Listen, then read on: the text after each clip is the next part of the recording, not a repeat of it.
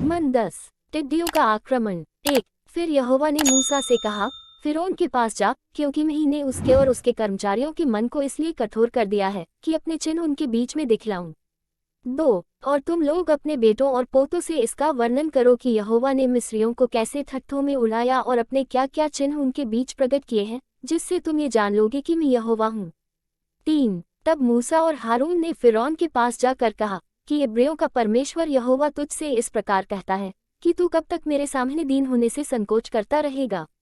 मेरी प्रजा के लोगों को जाने दे कि वे मेरी उपासना करें। 4। यदि तू मेरी प्रजा को जाने न दे तो सुन, कल मैं तेरे देश में टिड्डियां ले आऊंगा।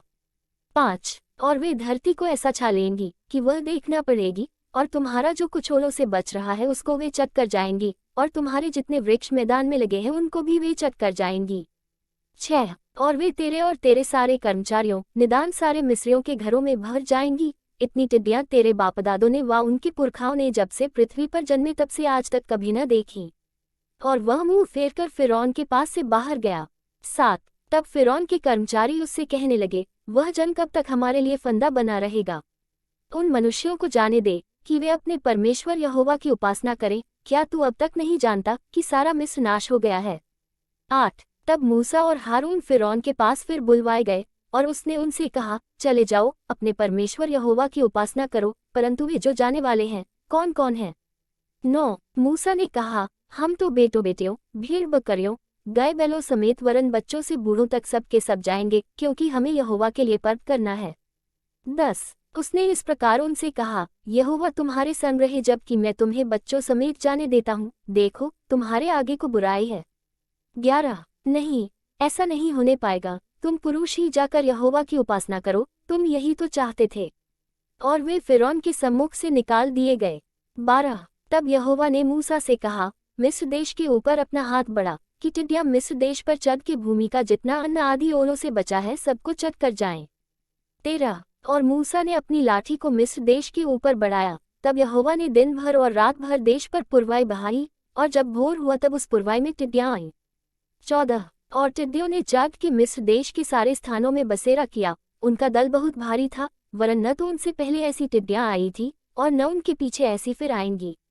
15। वे तो सारी धरती पर छा गई, यहाँ तक कि देश अंधेरा हो गया, और उसका सारा अन्न आदि और वृक्षों के सब फल निदान जो कुछ ओलों से बचा था सबको उन्होंने चट कर लिया, यहाँ तक कि मिस्र देश भर में न तो किसी वृक्ष पर कुछ हरियाली रह गई और न खेत में अनाज रह गया। 16। तब फिरौन ने फुर्ती से मूसा और हारून को बुलवा के कहा, मैंने तो तुम्हारे परमेश्वर यहोवा का और तुम्हारा भी अपराध किया है। 17। इसलिए अब की बार मेरा अपराध क्षमा करो और अपने परमेश्वर यहोवा से विनती करो कि वह केवल मेरे ऊपर से इस मृत्यु को दूर करे। 18। तब मूसा ने फिरौन के पास से निकलकर यहोवा से विनती की। 19। तब यहोवा ने बहुत प्रचंड पछुआ बहाकर टिड्डियों को उड़ाकर लाल समुद्र में डाल दिया, और मिस्र के किसी स्थान में एक भी टिड्डी न रह गई। 20। तो भी यहोवा ने फिरौन के मन को कठोर कर दिया, जिससे उसने इस्राएलियों को जाने न दिया। अंधकार। 21। फिर यहोवा ने मूसा से कहा, अपना हाथ आकाश की ओर बढ़ा कि मिस्र देश के ऊपर अंधकार छा जाए, ऐसा अंधकार की टटोला जा सके। 22। तब मूसा ने अपना हाथ आकाश की ओर बढ़ाया, और सारे मिस्र देश में 3 दिन तक घोर अंधकार छाया रहा। 23। 3 दिन तक न तो किसी ने किसी को देखा और न कोई अपने स्थान से उठा, परंतु सारे इस्राएलियों के घरों में उजियाला रहा। 24। तब फिरौन ने मूसा को बुलवाकर कहा, तुम लोग जाओ, यहोवा की उपासना करो, अपने बालकों को भी संग ले जाओ, केवल अपनी भेड़ बकरी और गाय बैल को छोड़ जाओ। 25। मूसा ने कहा, तुझको हमारे हाथ मेलबलि और होमबलि के पशु भी देने पड़ेंगे, जिन्हें हम अपने परमेश्वर यहोवा के लिए चढ़ाएं। 26। इसलिए हमारे पशु भी हमारे संग जाएंगे, उनका एक खुर तक न रह जाएगा, क्योंकि उन्हीं में से हमको अपने परमेश्वर यहोवा की उपासना का सामान लेना होगा, और हम जब तक वहां न पहुंचे तब तक नहीं जानते कि क्या क्या लेकर यहोवा की उपासना करनी होगी। 27। पर यहोवा ने फिरौन का मन हठीला कर दिया, जिससे उसने उन्हें जाने न दिया। 28। तब फिरौन ने उससे कहा, मेरे सामने से चला जा, और सचेत रह, मुझे अपना मुख फिर न दिखाना, क्योंकि जिस दिन तू मुझे मुंह दिखलाए उसी दिन तू मारा जाएगा।